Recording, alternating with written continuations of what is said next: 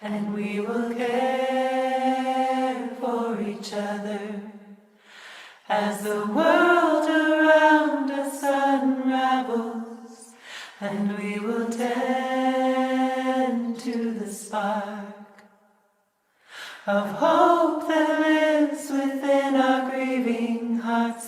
And we are here now in this present moment, lifting our voices and hearts. And we are here now, we have come together, we are tending the spark of hope.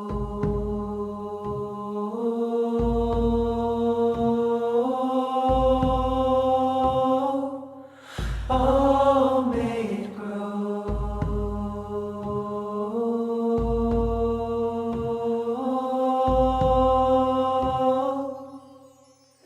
and we will care for each other as the world around us unravels, and we will tend to the spark of hope that lives within our grieving hearts. And we are here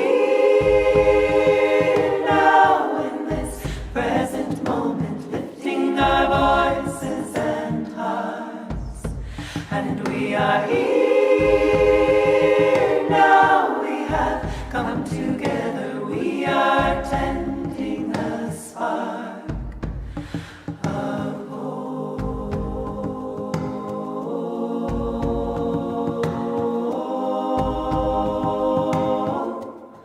Oh, may it grow,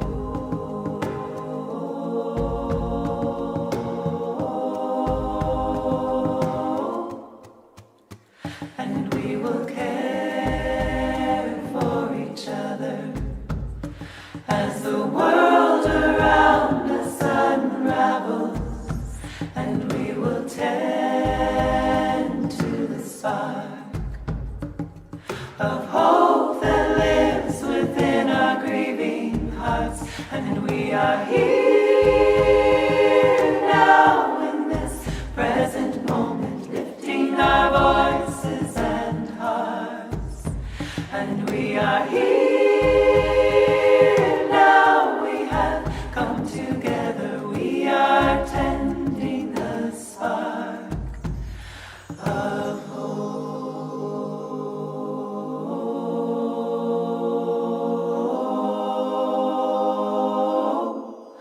Oh, may it grow,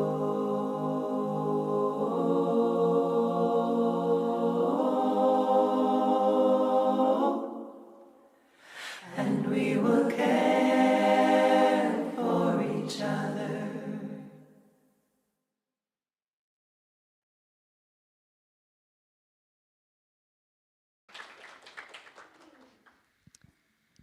We will care for each other. Thank you so much for showing up today, wherever you've showed up from. So,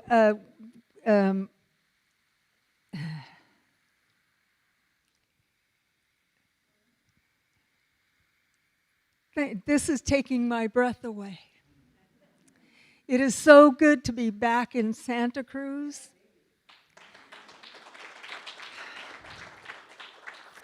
It is so good to be on a pulpit with a microphone in my hand. And I am delighted to be here. So, today's talk is with my very beloved friend Elisha.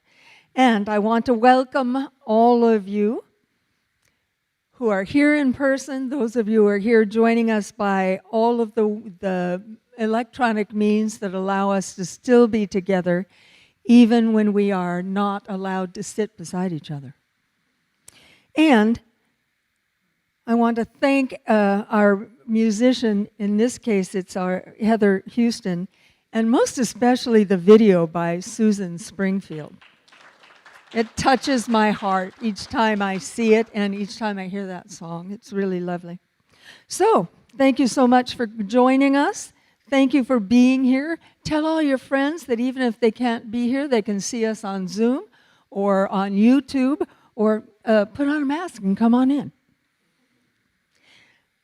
So I am Grace Lovejoy, Reverend Grace Lovejoy, and I started my Science of Mind training here at Camarillo, at Santa Cruz 20 plus years ago.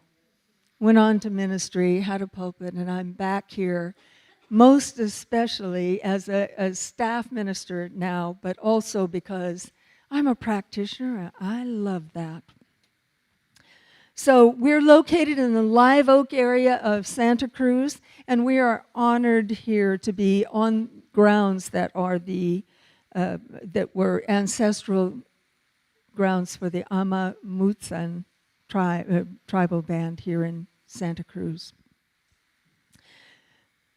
So we're going to do our centering statement, and it's interesting when you look at it that it has a little blank there at the bottom. You get to fill that in. So we're going to fill it in with a word that you want to see expressed at least for the next hour or two, for the rest of the week, and maybe for the rest of your life. So choose something that you want to be enthusiastic about, and read this together with me, please. We are a spiritually progressive community that transforms lives and the world through a philosophy of possibility thinking and responding to life with fun. Thank you very much. So, our theme for the month is Reaching Higher, and today's talk is And Still I Rise. And we'll have a lovely morning together with our practitioner, Don Seaman, who's going to lead our spiritual practice, our musician, Aaron Avila, and a message from Reverend Elisha Christopher.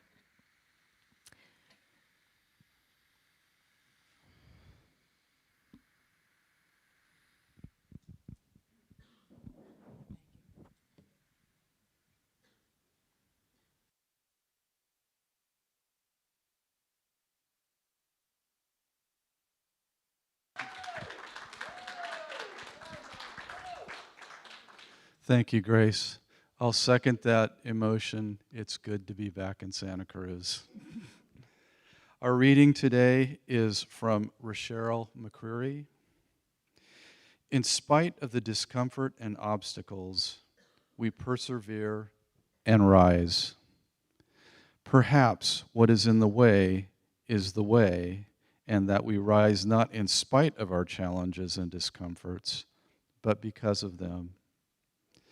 There is that within us that continues to call us forward and upward on our journey of awakening, that calls us to a greater understanding of ourselves, our relationship with the self, our role and purpose in society. And now I invite you to settle into your chairs, gently close your eyes, becoming fully present in this moment, consciously setting aside any distraction, and just remember that unfailing truth that there is only one power, one presence in this universe. That power is God, that power is good, and that power is with all of us, right here, right now, fully, wholly, completely. It is the essence of all creation, and it is a process that flows through it. And it is absolutely present in the message spoken today, the music, the words, the fellowship exchanged. It is all God, and it is all good. And I rest in this knowing, being so thankful for it, and releasing this word unto the law to become action, as we know that it already is, for the universe always answers yes. So I release my word now, I let it be, and so it is.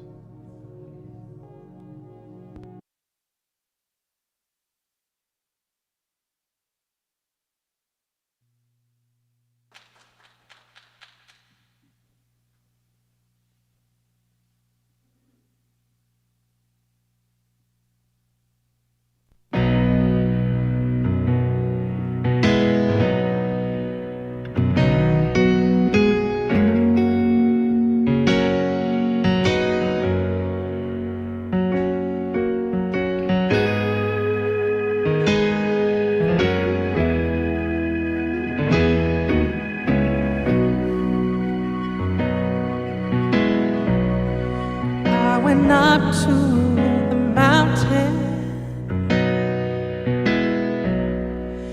because it asked me to. Over the clouds where the sky was blue, see all around me everywhere.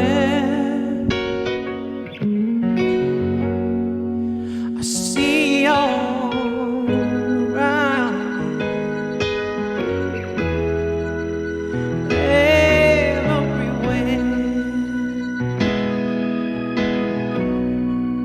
Some days I feel like I've never been nothing but tired. Hey, like I've been working till the time expires. But sometimes I just wanna lay down.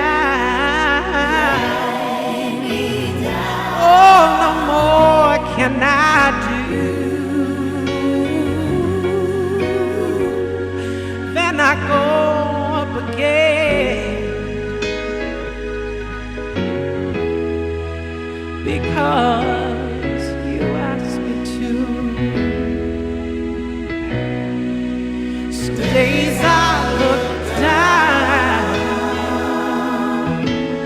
afraid I will fall, and the sun shines. Oh, I feel nothing at all, and I hear a sweet, sweet voice coming and going, coming and going, telling me softly, you love me so.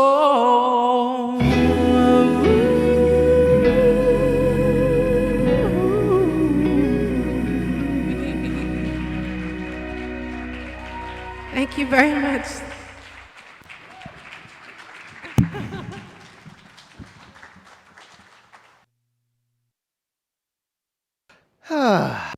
Well, hallelujah. It is good to have live music in the house, isn't it? Thank you, Aaron. Woo! Good morning, beloved community. How are you today? Good. Let's begin by taking a few breaths, shall we? Exhale first. Take a deep breath in. And let go. Another deep breath in. And let go. One more deep breath. Breathe in. And let go. And so, as you know, our theme for the month across Centers for Spiritual Living, nation and globe-wide, is reaching higher. And this week's theme is And Still I Rise, which turns out is the title of a poem by Maya Angelou. So we're going to start there. So I'm going to read you And Still I Rise by Maya Angelou. And as you listen to this, I really want you to recognize and think about the fact that this is written by a black woman who was born in the 1930s, I believe. So just keep that in mind. You may write me down in history with your bitter, twisted lies. You may trod me in the very dirt, but still, like dust, I rise. Does my sassiness upset you? Why are you? Did I just go out? No, there it is. Because I walk like I've got oil wells pumping in my living room. just like the moons and like the suns, with the certainty of tides, just like hopes springing high, still I rise. Do you want to see me broken, bowed head and lowered eyes, shoulders falling down like teardrops, weakened by my soulful cries? Does my haughtiness offend you? Don't you take it awful hard, 'cause I laugh like I've got gold mines digging in my own backyard. You may shoot me with your words, you may cut me with your eyes. You may kill me with your hatefulness, but still, like air, I rise. Does it come as a surprise that I dance like I've got diamonds at the meeting of my thighs? Out of the huts of history's shame, I rise. Up from the past that's rooted in pain, I rise. I am a black ocean, leaping and wide, welling and swelling, I bear in the tide.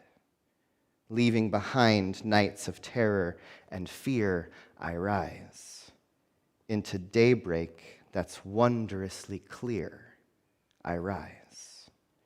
Bringing the gifts that my ancestors gave, I am the dream and the hope of a slave. I rise, I rise, I rise.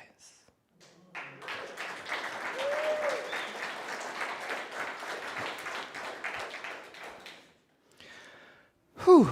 So just breathe those words in, yeah? And still I rise. And I love this title because it really just makes me think again about this whole conversation we've been having about reaching higher, about rising up above circumstances, about rising up above history, about rising up when we meet what's in front of us. And I was watching I was doing a little binge watching on my days off this week, and I was watching a program. And this line came up in a show I was watching that just kind of went, you know when you hear something and it just goes, whoa. And it says this: that which is otherwise terrible is good because of where it's headed. I'm going to say that again. That which is otherwise terrible is good because of where it is headed. Right? And so I was thinking about this in this context of this reaching higher and then still I rise, and thinking about this idea that there is a call in all that is difficult. There is a call in all that is struggle. There is a call that comes from pain and turmoil. And as we look out into the world and the environmental collapse and racism and oppression and economic disparity and all of the things that seem to be terrible in front of us. If we take what is terrible and recognize that there is an invitation to the good, that's the opening for us. Right? Is to realize that, and I know that I've said this many times before, and I know many of you have probably experienced this in your own life, but sometimes it's the most difficult moments, it's the ugliest and most painful things in our lives that actually birth us into the newest, the next, the what is emerging. And so what if we look out at the world right now and see all that appears to be terrible and realize that it's the invitation for the good? That everything that we are seeing is the invitation asking us, as we've been saying all month, who will you be in the face of this? Who will you be in the face of racism? Who will you be in the face of economic collapse? Who will you be in the face of pain? Who will you be in the face of disease? Who will you be in the face of poverty? When you see that which appears to be terrible, the invitation is then for you, who will you be? Will you be the one who brings about good? Will you be the one who looks for the solution? Will you be the one who responds instead of reacts? Because the purpose, as we've been talking all month, of our spiritual practice is to train us, to ground us, to give us a solid awareness of a deeper truth that goes beyond circumstance. that allows something strong deeply within us to rise up when without it we might otherwise be knocked over. And I realize that we talk a lot about all of these spiritual qualities and spiritual practice and finding your authentic self and reaching for the good and all these wonderful ideas. And then we have this world of effects and affairs and all the stuff that's happening around us. And I realize that it's like spiritual practice is like an anchor, and that you are a boat in a storm. And that in order to remain still, in order to not be blown off course, in order to not be taken in a completely different direction, we have to have a connection to a grounding source, to an awareness of the truth of who we are and what is rising up from us. And like in Maya Angelou's poem, when history, when oppression, when projection, when all of the things point their finger at you and tell you who you're supposed to be, do you shrink or do you rise? Right? If we are tapped into a truth that tells us that there is an authentic self inside of us that has never been hurt or harmed in any way, that there is an authentic being within each one of us who lives in each and every one of us, that there's a place for us to connect to that can be our source in times of struggle. To realize that we can be the place where transformation happens, that we can be the place where something new rises up from what is. And I believe that as in the world that we are currently living in, there's a lot of reaction. There's a lot of desire to run away, to avoid, to not look at. And I believe that the invitation here is for us to lean in. To lean into that which we see as terrible or uncomfortable. To lean into that which is rising up as an invitation for us to become stronger, not to become smaller or weaker or step back. And what would it look like for us to recognize that our spiritual practice is about giving us the strength and the fortitude to meet what is in front of us? What if we lived our lives as if everything that comes at us is an invitation to become something more than we've ever been before? But that takes a deep willingness to be with the ground and the truth of who we are first, as a priority. So that when we see the ugliness and that which is terrible, and when we meet racism, or when we run into illness, when we run into these things that are coming at us, that we aren't reactive. Because if we meet hate with hate, what do we create more of? If we meet anger with anger, what do we create more of? Right? And so if we have to I think it's Martin Luther King that says, darkness cannot put out darkness, only light can do that. Hate cannot put out hate, only love can do that. And we talk a lot about love as this spiritual quality, that God is love, love is all there is. And I think that we oftentimes put this idea of human love into that definition of what we think love is. And I really want us to think about love as being an energy that is present in the universe that draws things together. Ooh, you like that. Good. That love is an energy in the universe that draws things together. I believe someone by the name of Albert Einstein had a similar thinking about love. That Einstein believed that love and gravity and magnetism and the forces of the universe might be synonymous with each other. That what if love and gravity are the same thing? What if it's gravity, or what if it's love that pulls planets and stars and particles in orbit with each other? And what if it's that same energy that draws us together? What if love is something so incredibly strong and powerful that it can change the shape of space and time around us?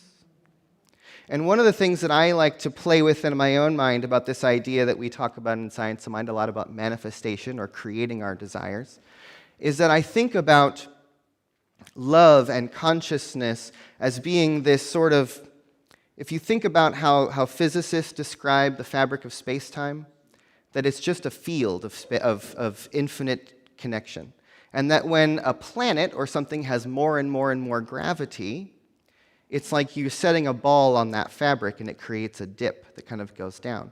And so gravity is actually about things rolling downhill, in a sense, towards something.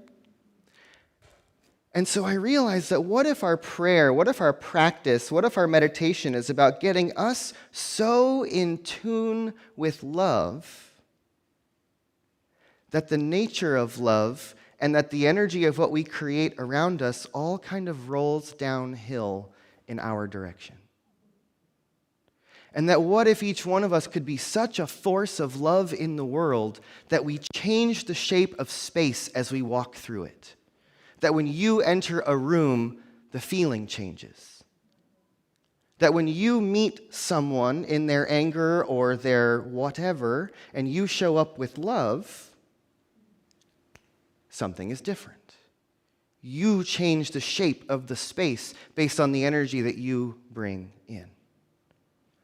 And that's partially what I hear in Maya Angelou's poem, is that she's saying all of these different things. When you see me this, does this disturb you? When you show me all of these things, I rise. I have gravity. I am bigger than your projection. I was listening to I've been listening recently to some recordings of Ernest Holmes. Did you know Ernest Holmes is on iTunes now? Who knew? So Ernest Holmes is on iTunes. You can look up this thing called Life. It's his old radio show from the 20s and 30s, and the whole thing's on iTunes. It's great. And I was listening to Ernest, and he was giving this great metaphor of one of the parables that Jesus tells of the workers in the vineyard. And that the owner of the vineyard offers a penny a day for everyone who comes and works. And there's a group of laborers who come in the morning, and then there's some who come in the afternoon, and then there's some who come at the 11th hour at the very end of the day. And at the end of the day, he gives a penny to all of the workers. And those who were there in the beginning of the day said, "That's not fair. We were here all day and they just showed up. How come they get the same as we do?" And the most interesting piece of that story is the vineyard owner's response. And he says, "Is your eye evil because I am good? I am being generous. I am giving of what I have freely to those who need it in an equitable way, not in an equal way. But when you see that I am giving generously, you look at me and you see something bad. You have a thought that happens in your mind that makes this generosity wrong. Right? Is your eye evil because mine is good?" What a fascinating concept. Right? That when we walk in the world and we show up with love and we show up with generosity and we show up with the willingness to just look for God, and then the world looks at us like, "You people are crazy. Everything is so horrible. How can this be God?" Well, maybe it's God because that which is otherwise terrible is good because of where it's headed. And I really believe in the long arc of the universe leads towards justice. I believe that the long arc of the universe leads towards the good. It appears that the long arc of the universe leads through evolution, always becoming more complex, always becoming more of itself. It's been happening for 14 billion years. And yet in that, there's cataclysm, and there's catastrophe, and there's shift, and there's change, and there's breakdown, and there's pain. But every time that happens, something new emerges out of what was left. And so what if we're living through a world that looks terrible, but actually what is happening is that the good is beginning to reveal itself. On the drive over here today, I was thinking about over a year ago now with the murder of George Floyd. That was absolutely terrible. And yet, because of his death, there was an uprising in this country. And that the Black Lives Matter movement took to the streets. And the conversation about race that we have not been having started to happen. What was otherwise absolutely terrible could be good because of where it's headed. And that's not to take away from the terribleness of what's terrible, but it's to say I have to choose what I'm going to look at. I have to choose what I'm going to cultivate and create more of. And I can look at what's wrong, or I can look at what's possible. I can look at what has happened, or I can look at where it could go. I can shrink, or I can rise. And so as we think into our own lives, as we think into the world, as we think into our experiences walking through day by day, what would it mean for you to continuously have this mantra of, and still I rise? That when something or someone comes at you and says, you are this, you are that, you are wrong, you are small, you are whatever, you say, oh yeah? Well, here am I. And last week I talked about this idea that we need to look at ourselves as being here in this world at this moment in history on purpose. That none of this is here happening to you, that you came here for this. What if you were born to be alive right now? And that the entire world that you are living in is giving you a very specific invitation saying, what will you rise up and stand for? Because if you've paid attention at all in the last period of time, an invitation has shown up for every single one of us. We've all looked out into the world and seen something in our own lives or in the collective that seems terrible. If you can see it, it's yours. Rise up. Stand up. Use it as an invitation to bring the authenticity of who you are, the gifts that you have to bring, the message that you have to share. Because I do believe that there is a world emerging in front of us that we are calling in, that is part of Centers for Spiritual Living's declaration of who and what we stand for, that we are here to vision and call in and be for a world that works for everyone. In order to get to a world that works for everyone, we have to acknowledge what parts of the world are not working for everyone, for individuals, for groups. We have to address what's not working in order to get to where we want to go. That what's not working is the invitation of what needs to be done. In metaphysics, when we look at our bodies, any pain or difficulty that shows up in the body is simply an emergency light saying, hey, pay attention. You need to make a change. Something is wrong. And so when pain shows up in the world, it's the same thing. It's the check engine light. It's like, hey, emergency, you got to check this thing out, because if you don't deal with this, eventually this is going to stop working. And so live your life as if you are an answer to the prayer that the world is crying out. That the invitation to rise is the invitation to live into what you are here for. And I do believe that we are here on purpose, my friends. And that it is up to us to rise up, to be more, to be the ones who are looking from a new perspective. What if everything that comes your way is an invitation? What you do with that invitation is up to you.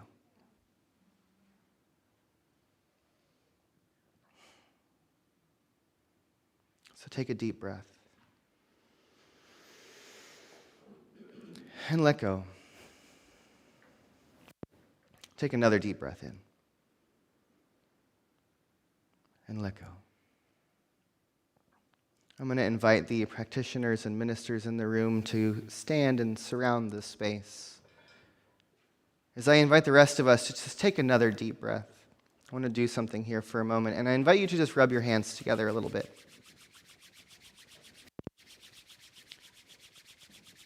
And then pull your hands apart until you can just sort of feel that tingling or that buzzing energy.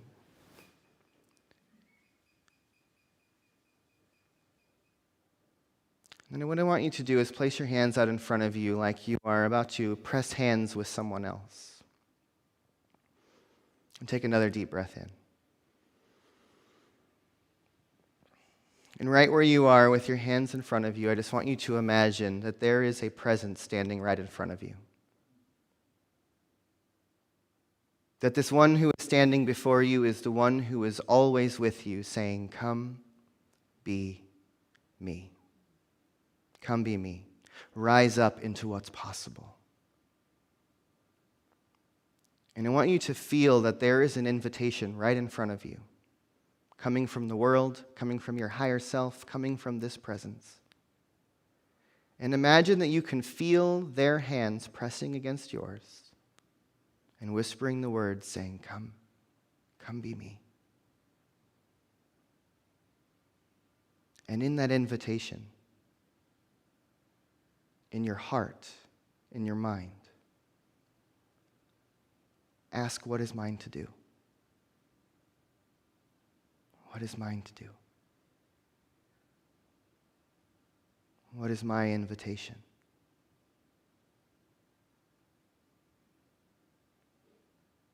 And so take another deep breath.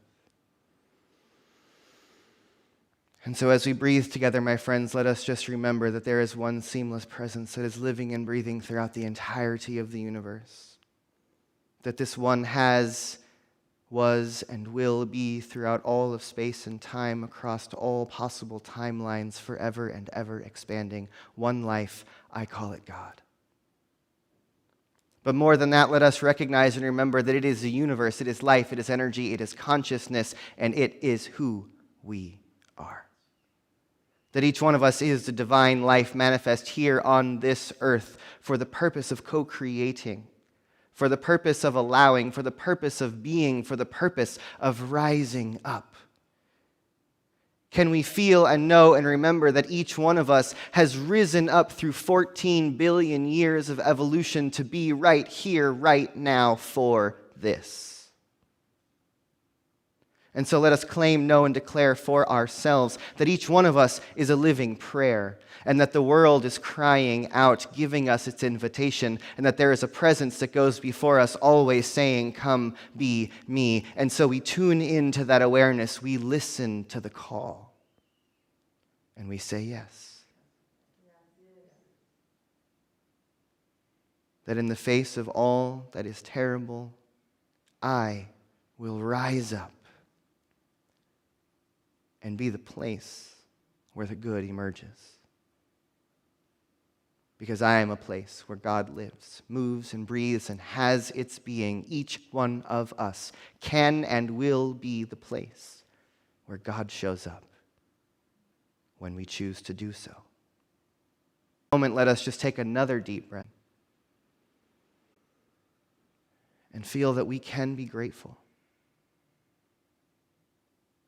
That we are connected to a power that is greater than we are, that is living us, that is breathing us, that is unfolding in everyone and everything always. And that in the long arc of the universe, the greater, the good, the perfect, and the beautiful will reveal itself. And yet we have to be the place, the ones to choose it. And so for all of this and so much more, I just say yes. And so it is.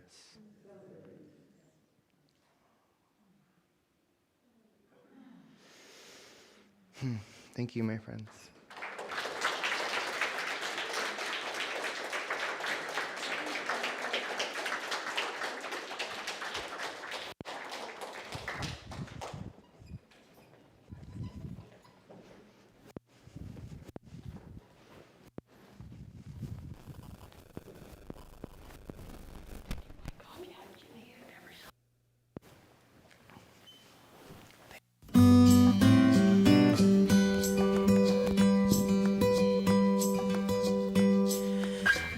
Blackbirds singing in the dead of night.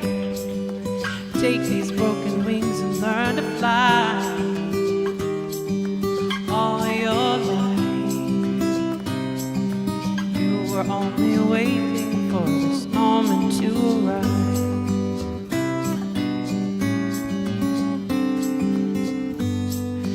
Blackbirds singing in the dead of night. Oh, take these sunken eyes and learn to see it. All your life, you were only waiting for this moment to be free. Blackbird fly, blackbird into the night of the dark, dark night. No, no, no, no, no. Oh,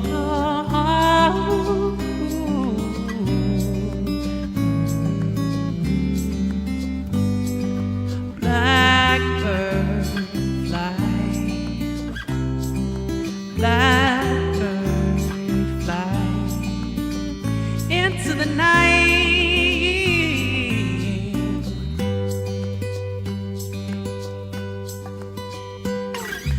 Blackbirds singing in the dead of night. Take these broken wings and learn to fly. All your life, you were only waiting for this moment to arise. You were only waiting for this moment to arise. You were only waiting for this moment to arise. You were only waiting for this moment to arise. You were only waiting for this moment to arise, to arise. Oh, yeah.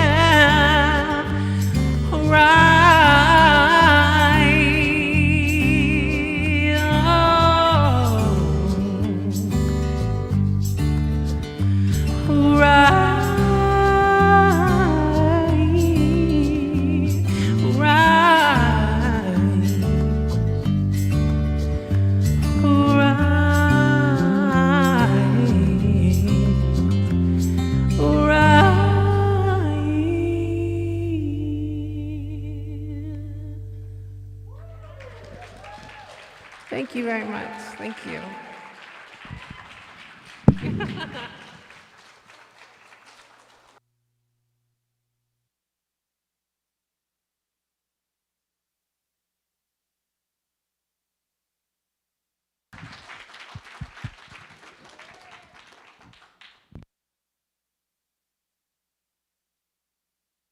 Myself off.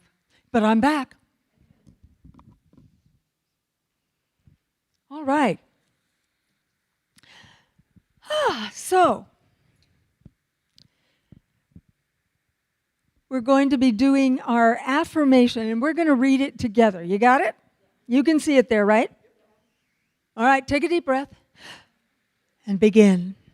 I open myself to receive great prosperity, health, and healing. Gratefully, I receive the gifts that I am seeking. I accept my good and send it on to bless all humanity. I am thankful to be so richly supplied and so able to serve. I am fully blessed, and so it is. Yes. This wonderful service has been made available to us through the remarkable technology that today has to offer. I can barely work my phone. So I personally want to tell you how much I appreciate the people back there who have made video possible, sound possible. Susan Pankratz, Nancy Loskajan, and Maggie Dreyer. Thank you so much, ladies. I also want to say how happy I am that our entire crew is girls. Okay, that's just a personal remark. Thank you once again, Aaron. I really appreciate that song. That's always been one of my favorites. And the Heather Houston, who was our video singer today, and Susan Springfield for the video itself. I want to thank my very dear friend Elisha for the talk today. But most especially, I want to tell you how much I appreciate those of you who showed up here today with your masks on and social elbow room, and those of you who are with us electronically. Thank you so much for showing up. It makes a difference. Well, we have a few announcements, needless to say. One of them is that a Reverend Elisha is looking for a place to live. He's got specific needs. Ask him what it's about.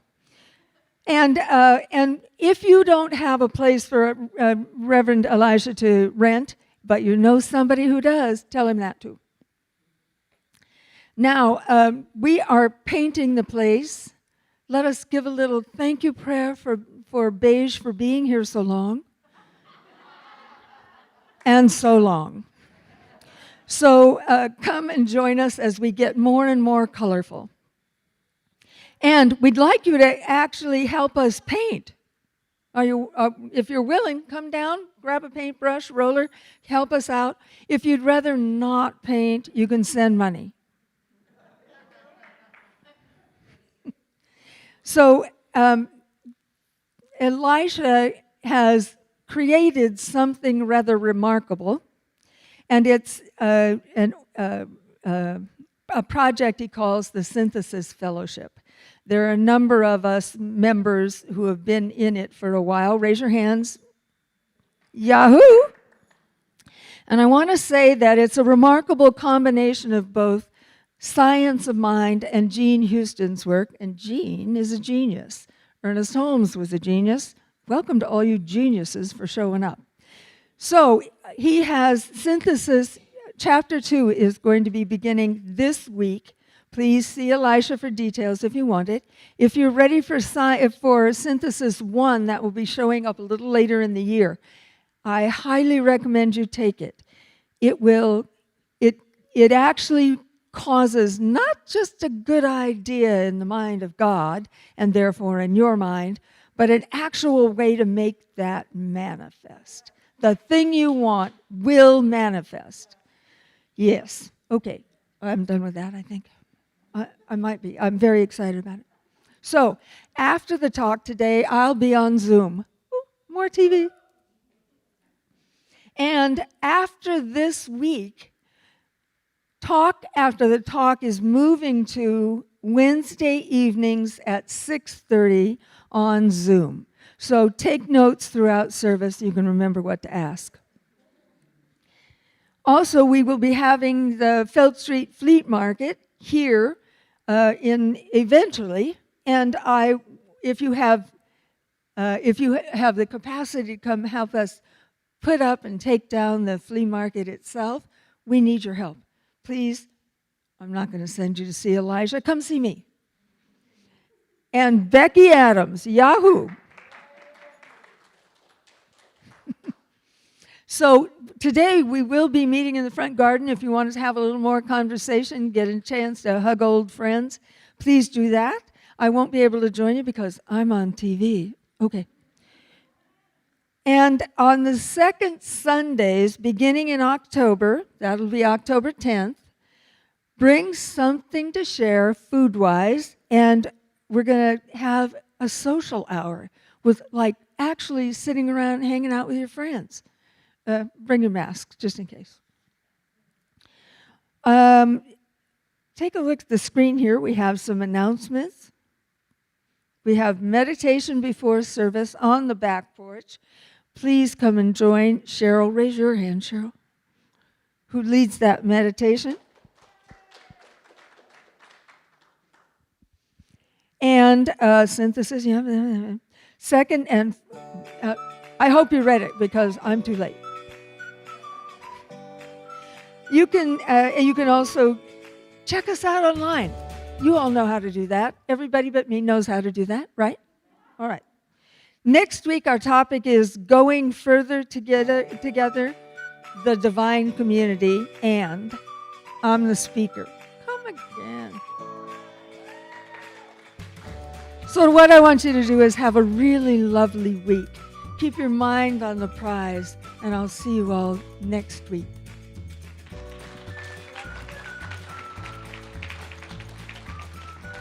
All right. Well, guess what? There is one more thing I want you to know about.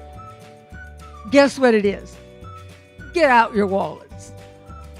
Get out your wallets, because this place is about to explode.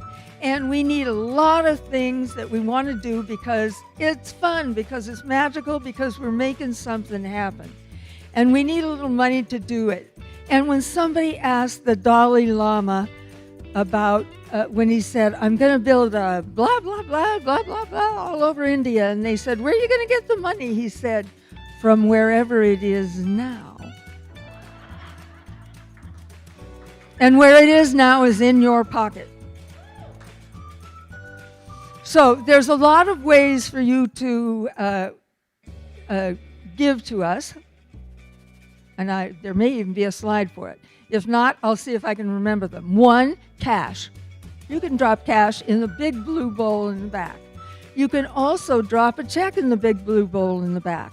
For those of you who aren't here in person, or even if you're here in person, you can check our QR code and send us money that way. You could probably reach us by every other electronic giving method you can think of. We can probably even get Venmo. I learned to do that. So I invite you to get out your wallets and give generously, because a generous giver is also a generous receiver, yeah? I want everyone here to learn to be a very generous receiver and giver. That's this part now. All right. All right, am I complete? Oh, thank God. Thank you, everybody.